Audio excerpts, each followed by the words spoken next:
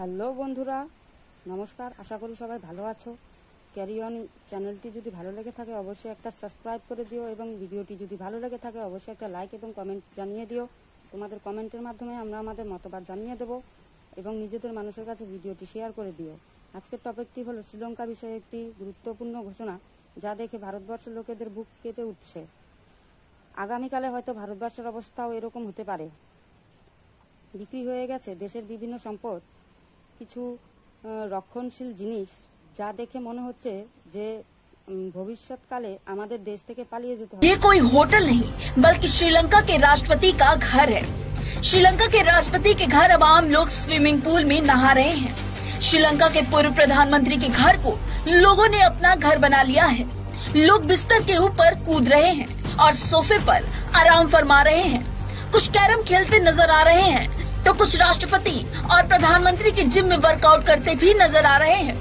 आज हम बताएंगे श्रीलंका में ये सब अचानक कैसे हो गया और श्रीलंका के इस हालात को देखते हुए अधिकारी पीएम मोदी को क्यों कर रहे हैं सतर्क। भारी आर्थिक संकट से जूझ रहे श्रीलंका में जहां देश के कर्ता धर्ता कहे जाने वाले राष्ट्रपति प्रधानमंत्री का अता पता नहीं है, तो वहीं गुस्साई भीड़ ने सत्ता तंत्र के खिलाफ मोर्चा खोल दिया है।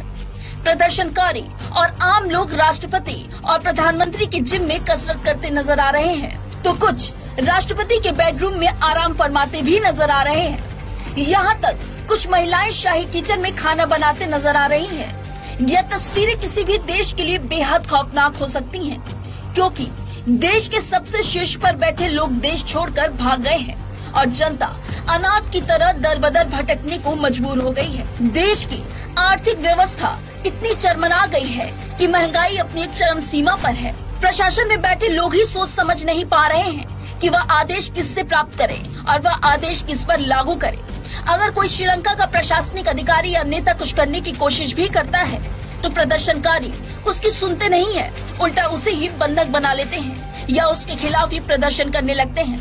सोचिए, वीडियो में आप जिन तस्वीरों को देख रहे हैं वह कभी श्रीलंका के प्रथम नागरिक का घर हुआ करता था। यहीं से पूरे देश की व्यवस्था का संचालन हुआ करता था, लेकिन कुछ गलत नीतियों के कारण श्रीलंका के राष्ट्रपति और प्रधानमंत्री का देश में इतना विरोध हुआ कि आज राष्ट्रपति और प्रधानमंत्री का अता पता नहीं है और घर की दुर्दशा तो आप देख ही रहे हैं। लेकिन अगर आप भारतीय हैं तो आपको घबराने की बिल्कुल जरूरत नहीं है। भारत में इस तरह के आर्थिक हालात आने की संभावना बिल्कुल नहीं है। आपको पता होगा कि श्रीलंका में इस तरह के हालात आने में वर्षों लगे हैं। अगर श्रीलंका पहले से ही सतर्क हो गया होता तो शायद श्रीलंका में आज यह दिन देखना नहीं पड़ता, लेकिन भारत पहले से ही सतर्क है। बीते दिनों प्रधानमंत्री मोदी ने भी अर्थव्यवस्था और श्रीलंका में गिरती अर्थव्यवस्था का भारत पर क्या असर होगा, इस पर वरिष्ठ अधिकारियों के साथ बैठक की। अधिकारियों ने प्रधानमंत्री को सुझाव दिया कि देश भर में जब चुनाव का समय आता है तब राजनीतिक दल रेवड़ी की तरह योजनाएं बनाते हैं और लोगों को वह वादा करते हैं कि अगर हम सत्ता में आए तो हम फ्री में बिजली देंगे, हम फ्री में लैपटॉप देंगे।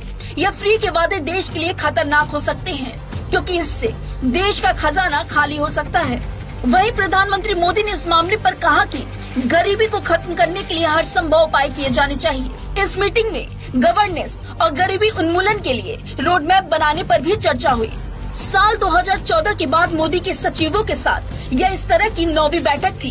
इन्हीं बैठकों और उस पर विस्तृत कार्य का नतीजा है कि दुनिया में तमाम देश जहां आर्थिक संकट से जूझ रहे हैं, वहीं भारत तमाम संकट होने के बावजूद भी दुनिया में एक नई उम्मीद की तरह नजर आ रहा है।